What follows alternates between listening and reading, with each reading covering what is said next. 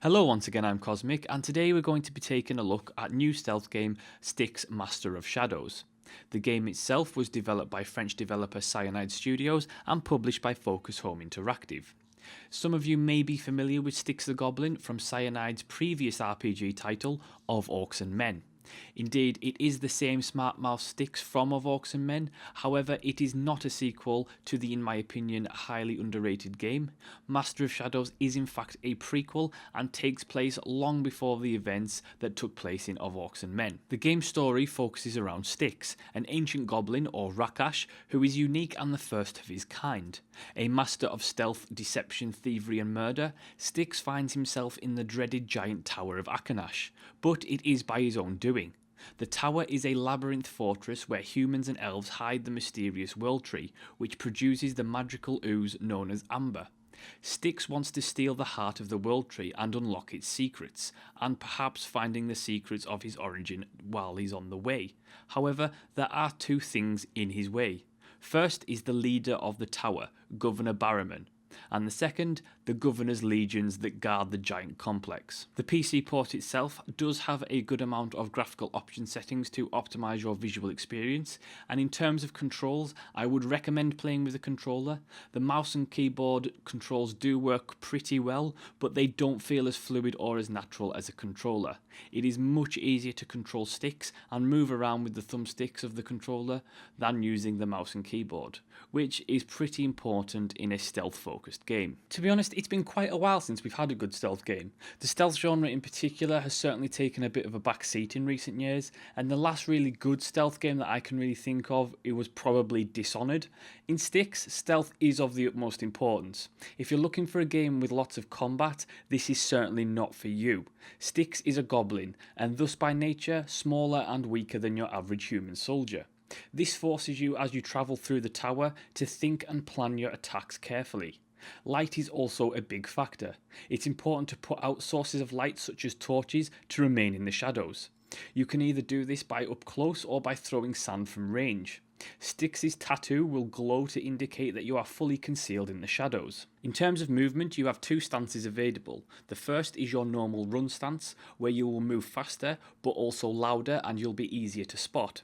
The second is your crouch stance, where you will move slower but you are also quieter and harder to spot.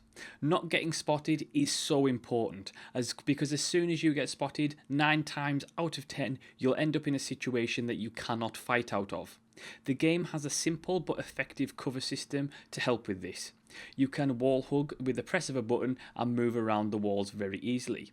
One thing I did notice about the cover system is that it's absent of the ability to jump from cover to cover, which seems like a really odd exclusion in a stealth focused game, and something that really annoyed me come later stages. Styx can hide in an array of places to avoid detection, including cupboards, crawl spaces, chests and even under tables.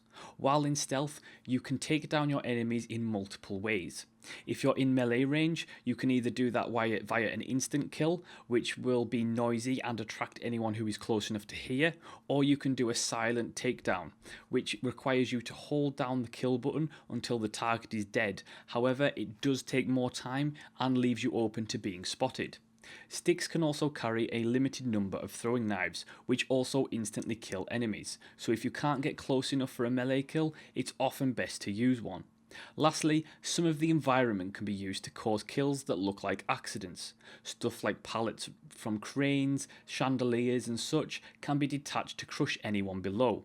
The good thing about the environment kills is that if the body is then discovered by enemies, they won't form a search party and try and search for the attacker, as they believe it'll just be an accident. Should you kill an enemy directly, unless they are relatively secluded from patrols, you will have to hide the body.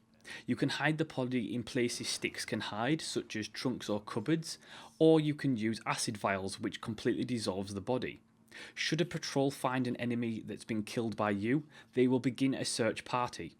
Not only this, but there is a mechanic which I really like in the game, whereby even when they go back to their guarding positions after they haven't found anything, they will still have their weapon unsheathed and be more alert to their general surroundings, which makes it harder for you to go by unnoticed. Should you get caught in the act of doing anything, enemies will pursue and attack you with both ranged and melee weapons. If an enemy gets close enough for close combat, you will get locked into combat with a single enemy. You will have a chance to win that combat by pressing the parry button at the correct time, then pressing it again when the kill sign comes up. It can sometimes take several parries to be able to kill an enemy. This is by far the weakest and ultimately most frustrating part of the game. First, pressing the parry button even at the right time can sometimes not respond, and you'll get hit anyway. The mechanic feels very spongy on occasion, which is something I really don't like. Secondly, ranged enemies will still be doing damage to you while you're locked in melee combat, and Styx can only take a few hits before dying. Thirdly, you cannot escape once you're locked into close combat, so you either kill them or they kill you. The downside is, if you're surrounded by enemies, you'll end one lock-in just to go straight into another.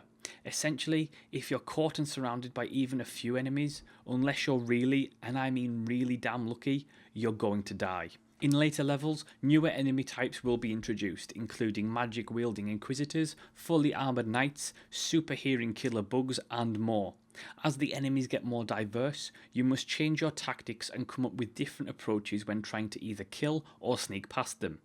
The game severely punishes you for getting caught, and in one sense that's good, as it is a stealth game, but sometimes it's almost unforgiving, and the slightest mistake, due to the game having a checkpoint system, can potentially end up you having to go back to the start of the zone.